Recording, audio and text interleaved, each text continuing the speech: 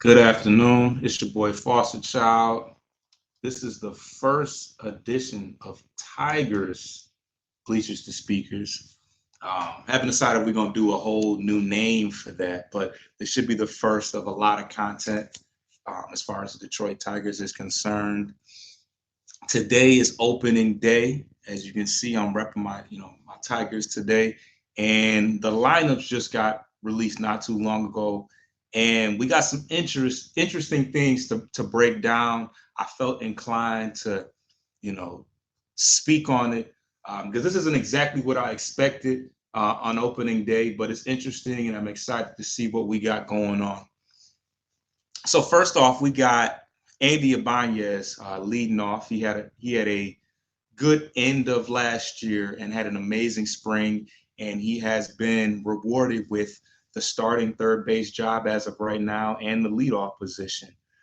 And throughout the spring training, if you paid attention during spring training, Parker Meadows was the leadoff hitter. He's a young center fielder, good defensively, very fast. He also had an amazing spring, and he's being knocked down to the number 9 slot, which is kind of that secondary leadoff hitter position behind Javier Baez. But should be interesting to say the very least. But it looked as if Andy Ibanez might lose his starting third base job to Gio Ursula, but it looks like he beat him out.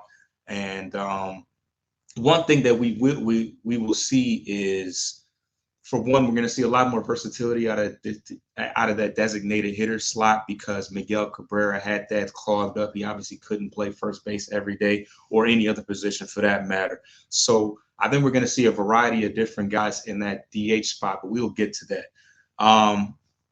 Torkelson, our most consistent and best hitter last year, he's in the 2 slot, which is interesting. Once again, Riley Green played had that role for much of the spring training and most of the year that he was healthy.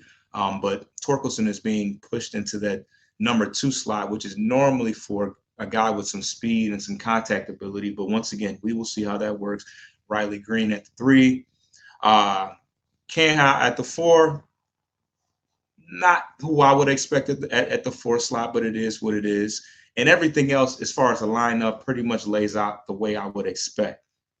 Now, defensively, one thing I do see is that not only is Riley Green in the outfield, which we thought that maybe he would start at the DH position, but he's in that left field slot.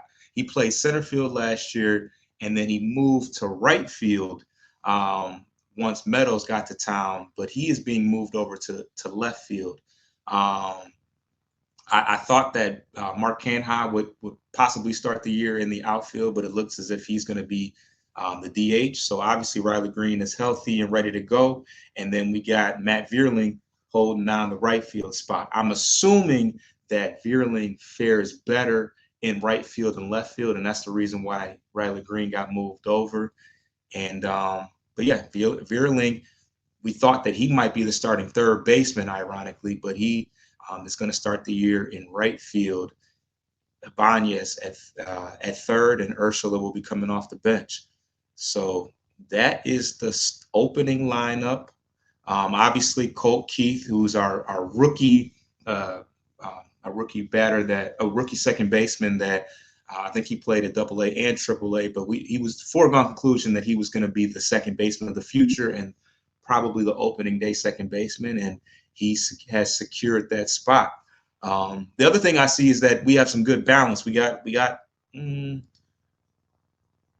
what do we got? 4 left-handed hitters, and they're spread out, dispersed throughout the lineup. We don't have any staggering of left-handed bats, so that'll make things better later on in the game when they go to their first of all, it's a left-handed pitcher, which is probably why Parker Meadows. Now that I think of it, that's why Parker Meadows is in the 9th slot and Ibanez is at the leadoff, because he does hit the left-handed pitcher well, and Meadows tends to struggle. So we made a little bit more sense out of things. That's probably the reason why it is the way it is. But overall, I'm excited. Opening day of baseball, going against a divisional foe. This guy, Garrett Crochet, I think this is his first ever. I think this is his first ever start, and he's already starting opening day. So should be interesting to see. This is the first impression of this new lineup without Miguel Cabrera. So tune in to Bleachers to Speakers. If you're a baseball fan, you now have a reason. If you don't follow the lines, you don't follow the Pistons, you now have a reason to follow the Bleachers to Speakers page. We should have a lot more content as far as baseball is concerned coming up. But tune into the game and subscribe to the channel. We got a lot of draft coverage and the Pistons, if you're into that thing. We'll be doing some prospect breakdowns for that as well. But I'm out.